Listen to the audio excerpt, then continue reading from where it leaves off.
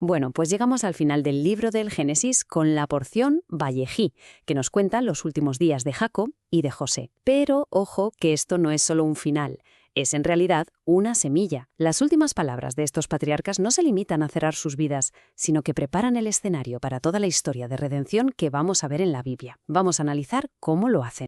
La pregunta que va a guiar todo este análisis es precisamente esa. ¿Cómo es posible que unas últimas voluntades y unas bendiciones dichas allí en Egipto se conviertan en el plano, en el guión fundamental de todo lo que está por venir? Vamos a desglosarlo punto por punto. Empecemos por los últimos días de Jacob. Hay que situarse. Está al final de su vida, lejos de la tierra que le prometieron, y sin embargo sus actos no son simples despedidas familiares, no para nada. Son declaraciones proféticas, cargadas de futuro. Fijaos en este gesto de Jacob al bendecir a Efraín y Manasés, porque es clave. Cruza las manos, poniendo la derecha sobre el más joven. Claro, José intenta corregirle, piensa que es un despiste de su padre, que ya está muy mayor. Pero Jacob insiste. Y es que no es un error para nada, es un acto totalmente deliberado, guiado por YHWH, que le da la vuelta al orden natural de la primogenitura. Y es justo aquí, en mitad de la bendición, donde Jacob introduce un concepto que va a resonar por toda la Escritura: la redención. Habla de un redentor personal, uno que ha actuado en su propia vida. Esta es una de las primeras veces que esta idea de un redentor se vincula de una forma tan directa con la protección y el futuro del pueblo de YHWH. Todas las últimas acciones de Jacob están completamente orientadas al futuro y a la promesa. Reúne a sus hijos, pero no para recordar el pasado, sino para profetizar sobre lo que será de cada tribu. Y su petición final, que lo entierren en Canaán, es una declaración de fe potentísima. Es como si dijera: mi cuerpo está en Egipto, sí, pero mi confianza y mi legado pertenecen a la tierra prometida por YHWH. Esa misma fe que le lleva a pedir que lo entierren en Canaán es la que empapa sus últimas palabras a sus hijos.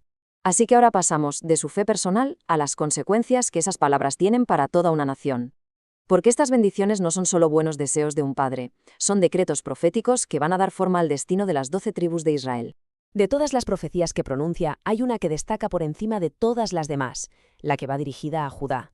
Es aquí donde Jacob pone los cimientos de un liderazgo real que no solo va a definir la historia de Israel, sino que apunta, de forma muy directa, a un rey futuro y definitivo. El cetro, para que nos entendamos, es el símbolo del gobierno, de la autoridad para reinar. Lo que Jacob está declarando es asombroso.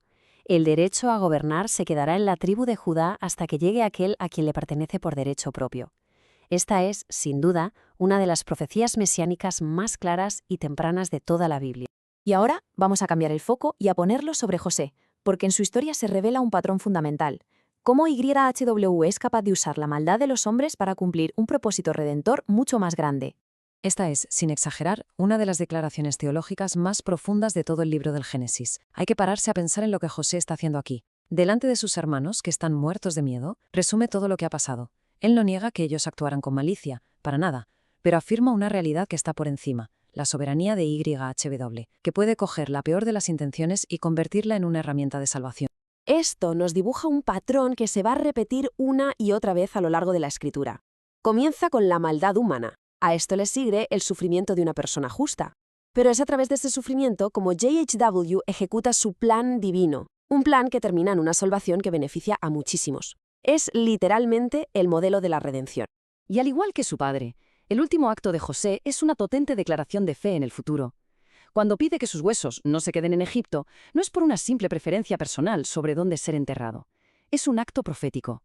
Es su forma de decir: sé que YHWH nos va a sacar de aquí y nos llevará de vuelta a nuestra tierra. Cuando lo haga, llevadme con vosotros. Bien, ya hemos visto estas semillas proféticas plantadas en Génesis. Ahora vamos a conectar los puntos y ver cómo germinan y se cumplen más adelante en la narrativa bíblica. La conexión aquí es directa y muy poderosa. El principio que José explica, que YHWH usó un acto de traición para salvar vidas, encuentra su máxima expresión en la historia de Yeshua. Igual que José fue entregado por sus hermanos, el Nuevo Testamento nos presenta a Yeshua como aquel que es entregado para la salvación de todos. El patrón redentor se cumple, pero a una escala cósmica. Y con la profecía del cetro de Judá ocurre lo mismo, se traza una línea igual de directa. Lo que Jacob anuncia en Génesis lo desarrollan más tarde profetas como Isaías, que hablan de un rey cuyo gobierno no tendrá fin. Y finalmente, el Evangelio de Mateo arranca precisamente estableciendo la genealogía de Yeshua, conectándolo de forma directa con ese linaje real de la tribu de Judá. Lo curioso es que tanto Jacob como José mueren sin haber recibido la plenitud de la promesa. Mueren en una tierra extraña, pero su fe no estaba limitada por lo que veían sus ojos. Estaba anclada en la fidelidad de YHWH para cumplir lo que había prometido en el futuro. Es exactamente lo que describe más tarde el libro de Hebreos. Vieron las promesas de lejos y las saludaron. Por tanto, la conclusión que nos deja este pasaje es muy clara. La vida de los justos, incluso en medio del sufrimiento y acabando con la muerte lejos de casa, se convierte en una señal, una flecha que apunta hacia el gran plan redentor de JHW. Su testimonio va mucho más allá de su propia existencia. Y todo esto nos deja con una pregunta final para reflexionar. Si este es el patrón que ya vemos al terminar el primer libro de la Biblia, un patrón donde la intención más malvada es redirigida para producir salvación, ¿qué nos dice esto sobre la certeza y el propósito del plan definitivo de JHW para toda la historia?